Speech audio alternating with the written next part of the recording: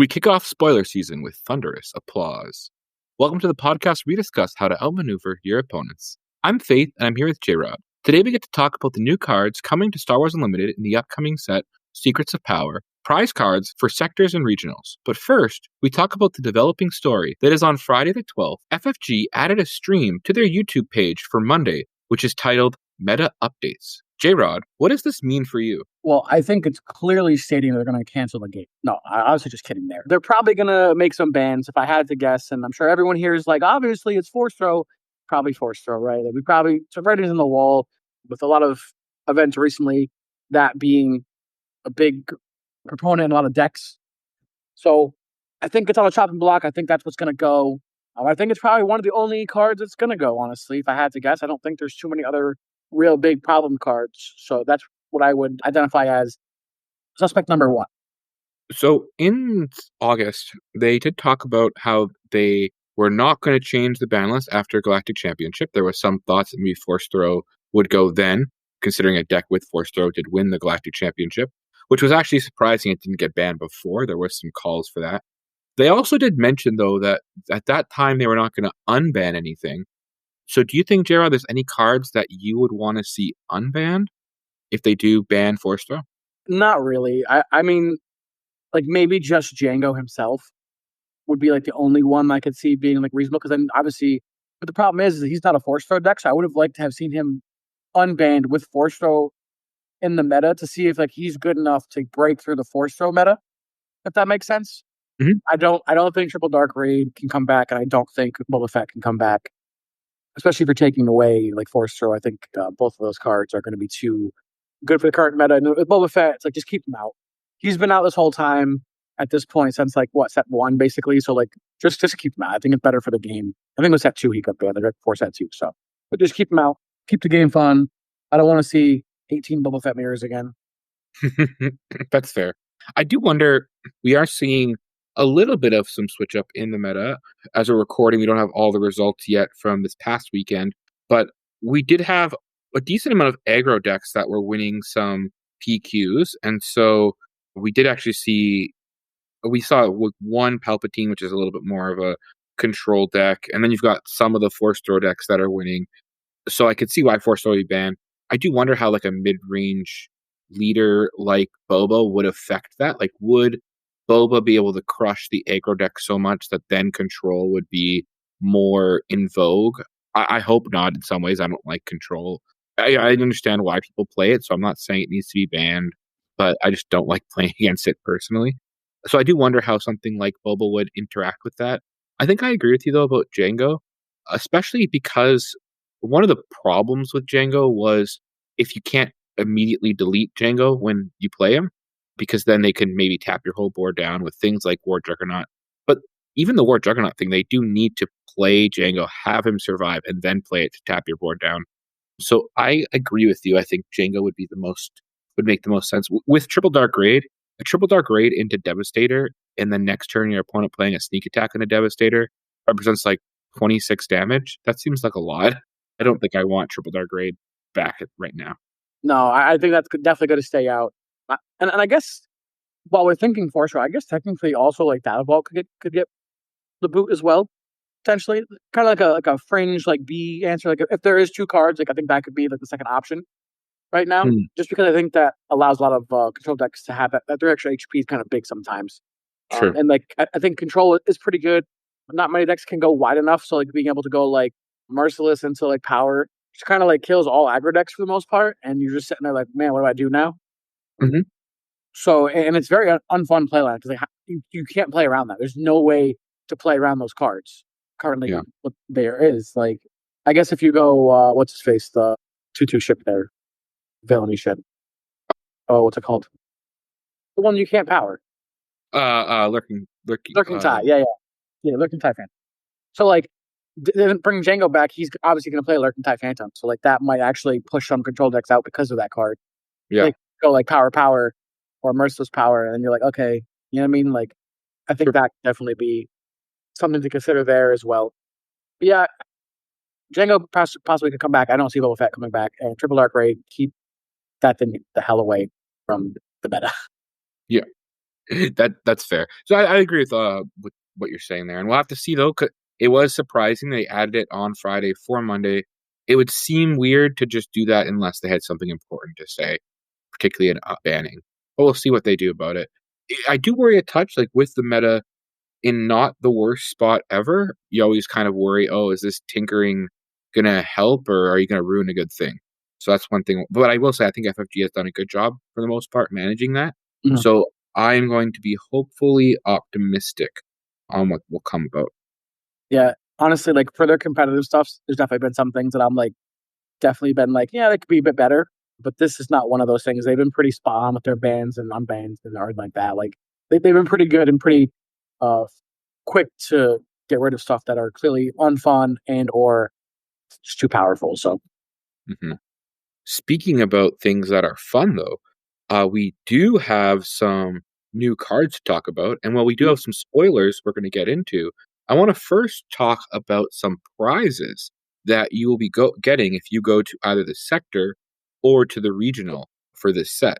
And for those that are unaware, they decided to copy what they did at the Galactic Championship by having prize packs. And so by signing up for the event, you will get packs. And inside of those packs, you'll get, I think it's 2 cards that have different arts. So let's start off with the packs for the sector qualifier. When you go to the event, I think you can also get basic versions of these cards or with a different frame. But we're going to talk particularly about the ones that you get in the packs because they have some alternate arts.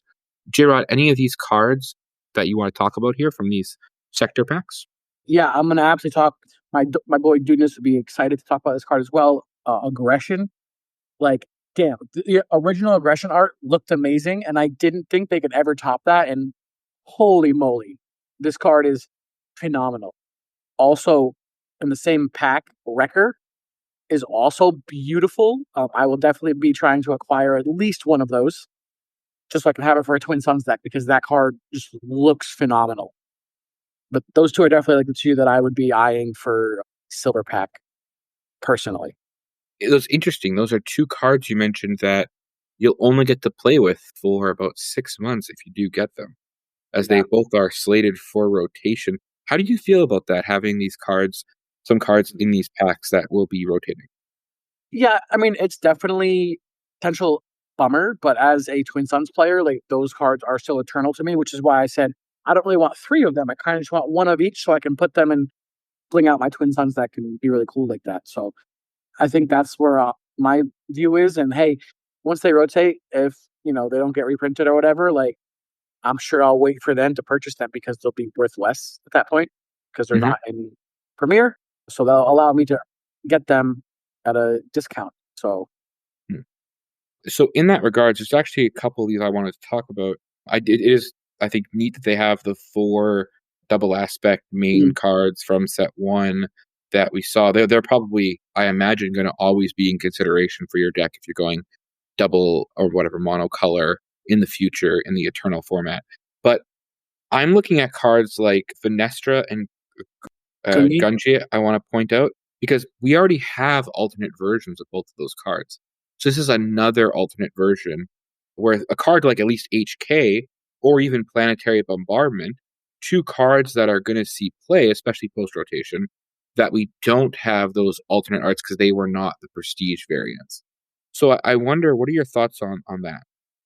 yeah, I would have liked to see potentially some different cards.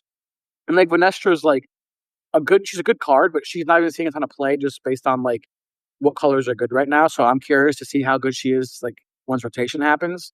But yeah, I mean, it would have been nice for them to put in potentially another card, like whatever, maybe a card from this next set coming up that could have fit in there. Like Gungi could have been. I know there's a 2 cost in the next set that is a 2/4, a 2/4, or whatever. Like it could have been like that guy instead of Gungi. You know, Mhm. like I think the 2/4 is Mina Bonteri. She's a 2/4 with Restore One.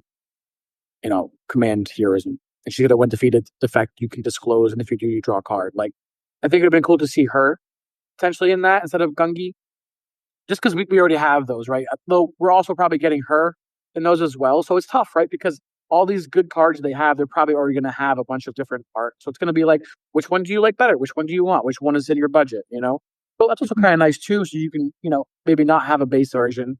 especially for like a Twin Suns player, right, who maybe has a little bit more of a budget, essentially able to get like the prestige Gungi, but maybe can't afford the sector Gungi. You know what I mean? Yeah. So I don't necessarily hate it. I think it would be cool to maybe do some different cards, but yeah, I mean, like HK, I think was a great choice by them. Axwolves was also kind of a cool choice for them. IG 2000, it actually looks similar to the Prestige in my opinion, a little bit. So that Hmm. was a little like questionable for me. But Planetary Bombardment looks great. I agree with that one. So a lot of the arts look really great on these. So it's definitely not any knock it there. Like, I love the cunning with Young Han playing Sabak. Yeah. Just chest kiss on that one. Yep. I did not know what a shabak was, so good for you. Sabak. Uh, It's a we're, card game. we are playing a card game of them playing a card game. Interesting. Cardception. Oh, So on these versions of the with the alternate art, we have that season one kind of stamp on it, so you'll know where you get it from. And each card has its original rarity, so you could get like potentially two legendaries in each of these packs. And then again, they did mention that have the original art versions on the prize wall with a little bit different of a frame that is in full art. So if you weren't able to get any prize packs or the cards you wanted of the prize packs, you can get those additional variants there.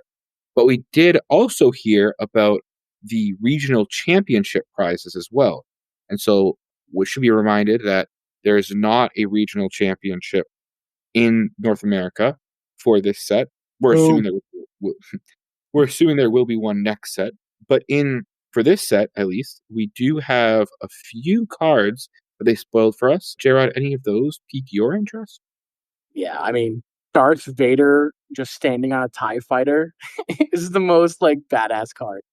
Like, just absolutely love that. It's phenomenal. Also, I'm gonna shout out my girl, Ahsoka, looking just absolutely also badass, just standing there with her sabers crossed. Like after, I think that was when she fought. I forget the character's name, but it was. Oh, I think it was actually Morgan Elsbeth. She fought. Maybe I'm wrong. I could be very incorrect there on that, but I think it was Morgan. So that was Yeah, awesome. yeah. That card is actually my favorite. I think it's the Ahsoka there. That art is beautiful. So I was going to get my hands on that one for Twin Sons as well. And then so this is that the Darth Vader is kind of again making me think like, okay, we've got the original Darth Vader, we've got the Prestige Darth Vader, which is not the greatest with that purple background, but then we've got the Galactic Championship Darth Vader, Mhm. and now we've got this regional championship Darth Vader. Like, does that not seem like to me? It seems like a lot of variants. Like a lot of like options you're saying. Yeah, like I think too many. Like, what's the best? What's like the max rarity version? If someone wants like the best Darth Vader, the coolest Darth Vader, Yeah, I mean it's going to be the one that's the hardest to get. So it's going to be like the one of one champion Darth Vader from Worlds, right? Like that's going to be like that's a pinnacle Darth Vader right there. The sure. regional. That's just that one. Though. That's that one. This is set five. Oh yeah, it's fair, it's fair. Yeah, I mean this is going to be it, right? Because it's got the gold border. Like this is going to be the best Darth Vader art you can possibly get. Like if you're looking to pimp out your deck, like you're going to get three regional Darth Vaders and pay buco bucks for it. You know, this is something that like I like that they're doing this. However, I would love to see them do something like this in pack. You know, like I think it's one thing that we're missing out of the packs. Like I love how they have like every card quote unquote matters, even though it's not really true because you only get one hyperspace from commons and one from uncommon. So like every card doesn't actually matter. But like adding like alternate art rarities in like basic packs, I think would make them more exciting and maybe add a little more collectability to opening up basic packs and bring prices down for basic cards as well because collectors would open up more packs to get the special stuff.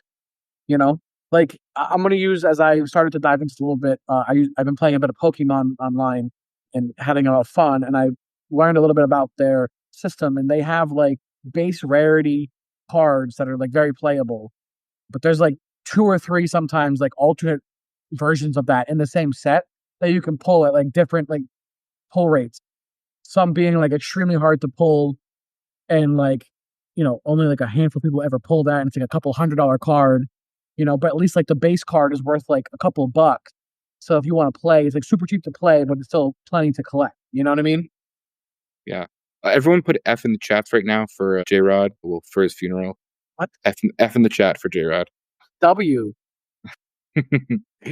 So I think though there is that interesting dynamics in TCG where you've got, is this a game piece and or is it a collectible? There's always Mhm. that balance you're trying to strike, and you do want people to have access to play the game, but you also do in some ways want at least like I know for me, I don't want to just spend $5 on something and then get $0 back. Mhm. Even if there's just chance, I want a chance something nice, and so that's where I agree. And I do like having like different pack products to clarify. So what I'm thinking you're talking about is in the collector boosters, which have even more of a reason to have these or No, carbonite nah, boosters there. nah. So I'm talking Want to about have like I'm more talking about value. the base booster pack. They Okay. have the alternate arts in them, like, and that's like, and you'll be surprised how many people will pay $5 for a Pokemon pack. Actually, pay more because it's almost impossible to get that on release at this point. And like, it's just a crazy world, honestly. Like, we're like, they don't have like premium packs. They don't do that. All their cards come in base pack. Yeah. So in the world with a premium pack, I guess well I think that it could be great if they had that. I don't know if they would take that approach. And they have to make their premier pack be special in some way if they're going to have that. Sure, I mean, I think those cards would also have to be in the premium packs, I guess, like Yeah. to some extent. But yeah, I mean, it's definitely. I don't know how they get around that personally. I'd have to sit down and think about that and really kind of plan that out. But I'm sure there's ways they can do it. I mean, Yeah. you could have like a special like whole like full art from like the movie could be like a alternate art. You know what I mean? Like that would Yeah. be kind of sick. They have the Star Wars license, so I would imagine they could probably use some art. Like I know they chose to do a more cartoonish style for some things, but like Hmm. if you have an Anakin, just like I don't know, maybe they don't want the royalties. Maybe that's the problem because they have to pay Hayden or something like that. You know what I mean? So maybe that's the problem with Hmm. that. Yeah. They use like the cartoon version. They don't have to. I don't know. I don't know how it all works, but Well, um, I think to that point though, they could have like stills from the movies. Like I think that I guess they might have to pay like no, but Lucasfilm, whoever owns Disney, I guess. But like if they were just use stills from the film, I think it would be I would like that as like a premium collectible mhm. thing, and that's okay if they deviate from that original the original style because this is a premium version, so they still have the original style that they can change. So I agree with that. They could actually do like sports card style where they actually put like the patches on the cards. They could have like movie clips on the card where like the scene is from. Oh, there's definitely Like some interesting things they could do.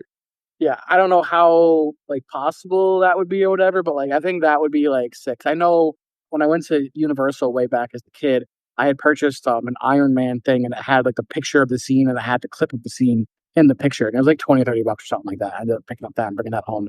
So like I think that'd be kind of a cool like patch thing style thing in the pack. But the problem with that is that card has to be a bit bigger. And so you'd know when you have one. So that's the only like sketch thing about that is that it wouldn't be a flat card, you know? I guess maybe So, it could be. It could be a well, little you could do mildly bigger. a leader or a base.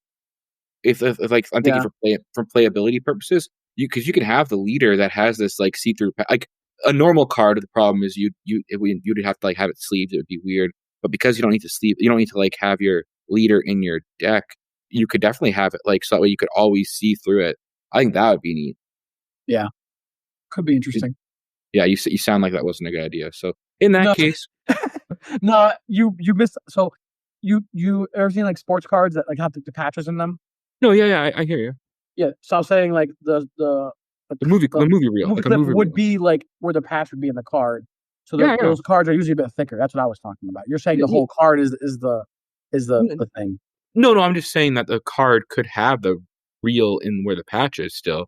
But I'm saying the nice thing is you wouldn't have to worry about shuffling in your deck. Like it could Yeah, actually yeah. be played with. That's I guess what I was more. I I know got you. you're probably talking about in the pack how you would do that. Right. Um, but sports cards have the similar thing where they have like other ways to make it thick or to counter it, so you don't know if you're getting like the big hit or whatever. So I'm sure they can figure out a way. I guess is what I'm saying. That's fair. Yeah, so while we're talking about new things coming to Star Wars Unlimited, we do have some new spoilers that Jrod already spoiled one of the cards for. So let's look at some of the rest of the cards that we'll be getting in this upcoming set. Where would you like to start us off? Well, everyone knows me, so I'm starting with Sototana. She is a 3 cost command ground unit, 2/5 Force Jedi Republic. When this unit completes an attack and survives, you may disclose command terrorism, and if you do, you may attack with another unit. Her being a 2/5 is important. She survives a lot of stuff being a 2/5. It might be a little awkward that there's a 2/5 for two. That's the only thing there, but her allow you to compress some of the actions with that, I think might allow her to be really good in some aggro decks and really keeping them on good on tempo. So actually see her. She is in the starter. What are the decks called? Spotlight. Spotlight decks. Thank you. It's in the Spotlight deck, so I'll be excited to pick her up. Can't wait, and I think she's going to be a card that we could see in some aggro decks for sure. Her So, having force is pretty big too. how do you feel about her disclose in general, but particularly on this card? Because it does seem a little interesting. One of her benefits is action compression, but you do have to have cards. So you want cards in the field, but you do have to have a couple, maybe one or more cards in your hand to use that disclose effect. Yeah, I mean, I think it's fine. I mean, this is something cool, especially with the force base, right? So like you can attack with a unit if you have your other unit that has like an on attack if you control the force. So Hmm. she attacks, gets the force, and then you can attack the other unit right away and not give your opponent an opportunity to mess with you in the middle. Of course, it takes some setup, and they'll have to have a couple of actions where they don't have to kill her or whatever. But being a 2/5, it's not the easiest thing to kill. Only takedown when he does it, and I think it's going to feel bad takedowning 3 costs for 4. You know what I mean? It puts you a little bit behind on resources there. So yeah, I think she's a good card. Honestly, I think she's going to see some play. Probably one of the better. She's probably the second best Ahsoka we currently have behind the yellow Ahsoka, the 3/5 or Hmm. 4. I think I think where I would maybe think that she actually does have some benefit is it's attack with any unit, so any other unit. So you can attack with the space unit, which does seem beneficial as 100%. well. And so that now she is actually breaks one of the things of the set, and that is she's not an official. And do want to talk about Masamita, 4 cost command villainy, 3/4 Republic official with the when played, given a experience token to each of up to 2 other official units. And I'm mentioning this because if anyone's been listening to us for a while, you will know my love of Director Krennic, and particularly in sets 1, 2, and 3, the way I love to build that was in the official package with the Emperor's Royal Guard as well. So I just do love how we're getting this card that does allow us to kind of make that official tribal a thing, which we're going to see in this set. So overall, I don't think this card will be the biggest thing in the world. It does have plot. So if you do have a leader, when you do deploy your leader like a Krennic, you can use the plot and bring him out to make your leader a little bit stronger. The only downside is Masamita can't give the experience counter to itself. So I think it's an interesting card. I don't think it'll see any competitive play, but I can see it seeing some limited play. Well, there's also a plot, so it could be like a one up potentially just to kind of fit in there. You resource it, get it out later. Hmm. All right. What do we got next? Let's see. Let me look around here for a minute. I haven't really dove into these too much. We've already seen a chopper from the set there. Not gonna say. I guess I'll shout out my boy Hunter, my other clone buddy. He's a 6 cost cunning heroism 7/6 fringe clone saboteur. Then on attack, if the defender is exhausted, it gets -4/-0 for this attack. Man, they always do Hunter dirty. I'm just gonna be honest. Like I can't even like mess around with it. Like Saboteur's great, but if he's a 6 cost 7/6, he's just gonna get like felled or whatever. Like it's just not gonna be that. I don't know. It's tough. You know. I wish they. I mean, you can't just give him ambush too. That's kind of a little much, but I'm pretty sure we just had like what was it, 6 or 7 costs 7/6 with ambush in the last set. Depa Um, Malupa, whatever her name is. yeah, I think she's a 5/7. I want to say. Maybe she's got a little bit less attacks. That's fair. I mean, he's a 7/6, which I mean can do a lot of damage to the base, but him coming out and not do anything just tells me that he's just not gonna. I mean, if you're in limited, he's definitely good in limited, but that's probably the best where he's gonna be. Obviously, you also can play him in Twin Suns with what's her face in the villainy side because she's a clone. There's that, but I don't even think he's that good for that either. So Hmm. definitely going to be interesting. I just want to shout out my clone buddy there because he's cool. I also despise the art. I don't think the art's very good either. Um, can we get whoever did the record to do the art the art for actually they should do that. They should have the artist that did the record do the rest of the Bad Batch so we can have the Bad Batch all in the same like art style, please. Thank you Ooh, so much. that'd be kind of fun. Yeah. I hope that they should start doing that stuff. Like I want out of the prestige packs to get a full set of like Bad Batch. Like we didn't have that for Twilight because they didn't have the prestige packs yet. So like we have to go back to Twilight and redo it the right way and have like a good Anakin and a good Obi-Wan out of that set, and actually have an actual Clone Wars set that's actually good, and then get us some cool prestige cards that have like cool panoramas that I want to collect and not play with. Thank you so much. Fair. So I want to, since you're mentioning kind of big costed units, we did get two rares that are kind of high costed.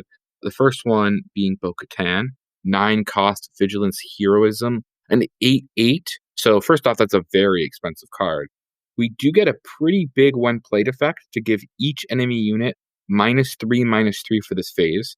So basically, that's your Luke affecting all of their units. And when an enemy unit is defeated, you give an experience token to a friendly unit. So that's like a Gideon Hask ability for heroism side as well. It is only a rare, but it does cost 9. Is this card worth it, Jrod? There's only one deck I can see this card getting played in, and it's gonna be Yoda. For like the fact of like if you flip her off of Yoda, you can kill basically everything, including a Krayt Dragon. And also like as a one of like there might be times, but like if your opponent's going that wide, they're gonna be pretty aggressive typically. So like her being able to give all your opponent's things -3/-3 is like fine. But that's the good thing about Luke, right? Is he gives one thing that, but if something dies, he gives -6/-6. Like to be able to get the bigger stuff is more important than his ability to just get the small stuff. So Mhm. I don't think she's that playable. If she sees play, it'll probably be as a one of in Yoda, but she's not a force user either, so that's gonna hurt her as well. So I don't know if I see it. Yeah. And then she's got a buddy here, the Mandalorian, an 8 cost Cunning Heroism, 6/8 Mandalorian Bounty Hunter that has Ambush. When this unit attacks and defeats a unit, you may choose an enemy non-leader unit. This unit captures it. What about this? Is this going to see some play? It's tough. Eight's a lot. Like the games are usually over before 8, so we'll have to see. Pre-rotation, definitely not. Potentially after rotation, when things maybe slow down, depending how the meta works, he might see some play. But also, I hate the fact he's got ambush and capture solely for the fact, like, yes, it's a 2-for-1 and that's great, but like he's probably going to be dead. I mean, I guess you could kill like a 2/2 or something like that, or a 2/4 with him, and then capture the big thing, right? But it makes him a 6/6, but he can still be felled. So, like, as long as Fell's in the format, like these big things that have 5 or more HP just like die too quick and die too easily. So, I just don't see that this card being that impactful. Yeah, I would say for me, both of these cards, I kind of look them together. I agree with you. We really can't judge. We won't know how they're going to do until after rotation because pre-rotation, this is the largest the format's ever going to be with 6 sets. And for especially set 1 being in that rotation, it's going to be really hard to beat those cards. And even set 5, which is proving decently well. Oh, especially in the yellow, in Cunning Heroism, you've got so many options at 7 that are great. Infant's Mhm. Nest, Han Solo, Qui-Gon Jinn. So to pay Like, one more, and as you're saying, because you have to ambush and deal the damage, attack and defeat the unit, you're taking combat, so your life is less. It's very hard. yeah, I mean, we're gonna have Qui-Gon that kind of does pseudo version of this, and he sees no play right now. Hmm. So, like, he's gonna see play before Mando does. Yep. Yeah. So two beefy boys that I don't know if we're going to see any play. What else are you looking at there, Jrod, from what we've got here? I actually really like, mostly for Twin Sun, but Grassroots Resistance. Heal 3 damage to a unit, deal 3 damage to a unit, and heal 3 damage from your base. It's definitely a way where you can like really mess with people's math at the end of the game. So like being able to like kill a unit and then healing your base for 3 drastically changes the math for resources in Twin Suns at the end of the game. So I think this card could actually be a player, even though it's just a common, and that solely for like how much math you can mess up. Yeah, that's fair. That's the nice thing about having a game with different formats in my mind is that you can have a card which doesn't always have to hit every single element. Like not especially like having limited, for instance, as a format means that okay, there are a place for just random commons that sometimes are like not really going to see playing constructed, but are really good in that format. And then Actually, you've also got cards that are really good for Twin Suns that don't have to be good other places as well. So that's the nice thing about having different formats. this card's actually probably fine in draft too, or limited. Yeah. Like healing, like because you're probably always gonna have by turn 2, probably or turn 3, you're probably always gonna have 3 damage in your base for the most part, or at least 2. And so kill a unit, heal my base set back to full for 4. I mean, that sounds pretty good to me. I'm not mad about that. Especially in limited where having units is really important just Mhm. because you don't have as much consistent removal. So yeah, that could be definitely something that we look at going forward. And it also has some Ewoks. So if people like Ewoks, this is the art for you. I wonder if we'll see a playmat with this art. Why don't we turn our attention to some leaders? And so I want to talk about one that's caused a little bit of stir or cause for concern, especially in this current meta of very aggro heavy deck. And that is Satine. Is it Kryza? Guys, Okay, I'm just going to say Satine, and you guys can all flame me in the chats. So this is standing on principles of vigilance heroism that deploys at 5, a Mandalorian official that has, well, she's not deployed the action to exhaust her, and then you heal up to 2 damage from a unit if you do deal that much damage to your base. So you're trading early game, you're keeping your units alive, but you're going to damage your base. How she makes up for that is when she deploys on 5, she comes out as a 0/8 and has Restore 4, which is the largest restore number we've seen on a leader just straight up. And so, with no other effects, what are your early thoughts on Satine? oh, like she's a 0/8, right? So she gets to just kind of die for free if your opponent wants her to. Mm-hmm. But Restore 4 is nice. It's fine. But I don't like her front side, you know, healing damage from my unit to deal damage with my base. Like, she seems like and I get that she's like, oh, then you can heal 4. She's going to need some help for her to be playable, I think. I don't think she's going to see much play. Yes, it is 5, and it is Restore 4, so it's very early on. And your opponent, your aggro opponent, will have to kill her, right? So she's going to heal 8 as well because they have to kill her, otherwise she's going to keep restoring 4. So, probably 12 damage saves on your base because if she swings once, restores 4 plus. They're having to take her out for at least 8. Yeah, which is a lot, and she is in that 5 category, which is a good deploy amount. So I could be very wrong here, but I don't personally see her being competitive. But again, I could be wrong. But she has the typing right now is really big on force, and she's not force. I think that could be a big holding her back. Now, if we get like force throw ban and the force users become less prevalent or less needed to turn on your force ability stuff, then you can see more play. I just think that she's going to need more control aspects to make her better. I wonder how, like, so she's blue heroism, so I'm thinking of a card like Concord Dawn Interceptor. Right now, we don't have like the Vader deck that's aggro spam. I do wonder how Vader 4 will do post rotation. So I guess we do lose Concord Dawn, but just thought of like a deck like that where you can really hold off space and keep it alive, and then if they're in space, they really can't kill Satine. So like we're talking about maybe against a Sabine deck. Sabine can spend the attack points to get rid of Satine, but if she's swinging multiple times, that could be a huge heal up. I'm not saying she's going to be enough to stop the aggro rush, but I think there's some things there that I am interested to see what it does. Making your opponent hopefully have a little bit of an answer in mind is always, I think, a good way in a game to balance out the aggro control mid range balance. I will say, I am super excited to pair her with Chancellor Palpatine for Twin Sun because Mm. although I don't want to be healing my units too often, but that deck usually plays a bunch of Sentinels, so it could be nice to heal my Sentinel so that we can't die, and then put it on my base and then heal it all like later on. So, Mhm.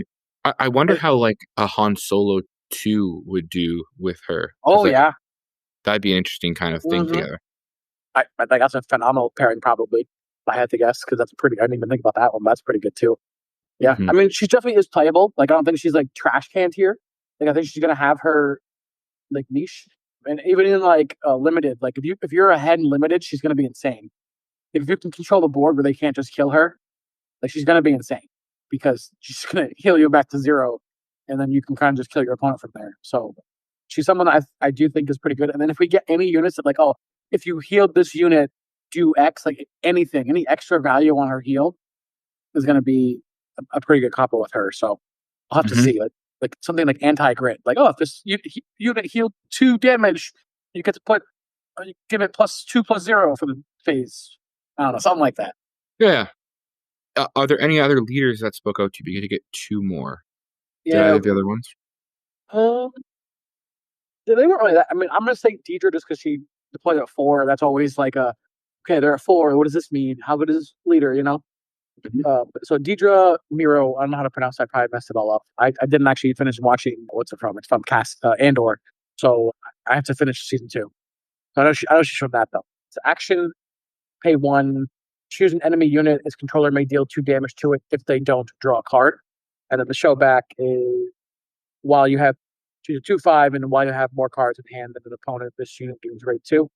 So she can attack for 4, which is pretty good. My problem is always giving your opponent the option on the front, and I have to pay a resource to give my opponent an option. Is just not where I want to be.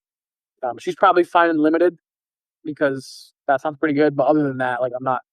Your opponent's always going to pick what's better for them in that scenario. Like obviously, if you could put them in a spot where neither is good, that's ideal. But it's usually hard to kind of put your opponents in those spots times. So I'm not overly excited for her, but she's a decent leader. She's probably see some play in limited if you need to. So I think she's pretty reasonable for that. You know, the play on 4 is pretty big. Yeah, there's an interesting like balance. It seems like her front side is more of like control-y almost because you're like dealing damage or drawing cards, and the her deployed side seems more aggro with it getting raid, especially deploying so early. So it's just like interesting. I'm not exactly sure how to make of her or how to best capitalize on her. I think once someone does it, I'll be like, oh, that makes sense. But Yeah. yeah. So just moving on, because I do want to just briefly say with Sly Moore, the other leader, cunning, villainy, action, 1 and exhaust. If there are 4 or more exhausted units in play, create a spy token. Sly Moore is able to deploy at 5. Is a force trait, force imperial official, which even though Jrod is very big on his Star Wars lore, I was a little surprised to see Sly Moore being forced. But Mhm. Sly Moore, it being a 3/6 on attack, you may deal 2 damage to an exhausted unit. She's just what I like about Sly Moore is I always like thinking which leaders make tokens, and this is our one for spy tokens, most likely. Yeah. Yeah. I mean, she seems solid. I think 4 on her front side's gonna be tough for like Premiere and Limited, but obviously, you know where I'm gonna tell you she's gonna be good. She's gonna be Twin Suns because more players means more units exhausted, so you're gonna be able to use her front side better.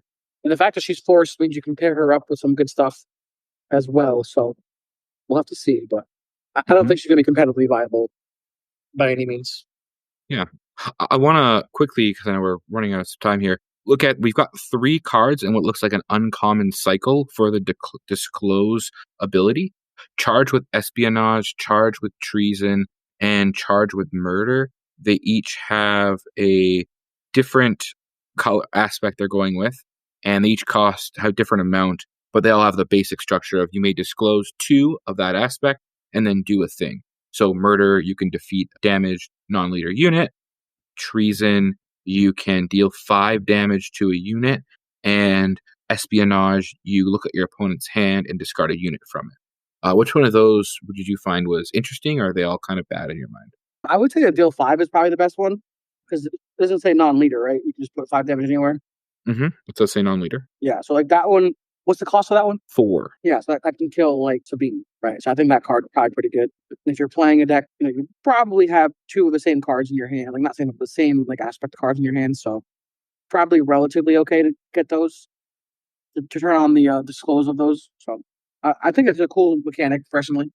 I think like cards like this are definitely important in a design of a set and of a game because you want to show off and showcase that disclose ability. My problem with charge with treason is you're paying 4 to deal 5 damage, where we already have a card you could pay 3 to deal 4 damage, and 5 is a better breakpoint. Don't get me wrong, but the problem with charge with treason is you get that 1 extra damage for 1 extra cost, but only if you already have 2 aggression cards in your hand. At least either 1 card with 2 aggression symbols or 2 cards with 1 aggression symbol. So you do need to like have some, and at the end of the day, it's only 1 more damage for 1 more cost. We'll have to see if I'm wrong on that, but Yeah, I mean, I think it's just a breakpoints and it costing 4 and not like 5 because we also had out the airlock a couple sets back, which was -5, -5. It yeah, can hit leaders. yeah. And I know it limited. I killed a bunch of leaders with that. People weren't ready for that, so like it's. I just think that the 5 HP, especially now, like the turn 1 plays. having 4 HP, and I'm sure we're going to see more turn 2 plays having 5 HP. I think that breakpoint is going to be really, really important. Well, make sure you guys stay tuned on FFG's YouTube page for later today, and they make that meta update. Let us know in the comments below if you're watching this afterwards what your thoughts of the potential bans or unbans are. And we'll see you next time on El Maneuver. Bye, everybody.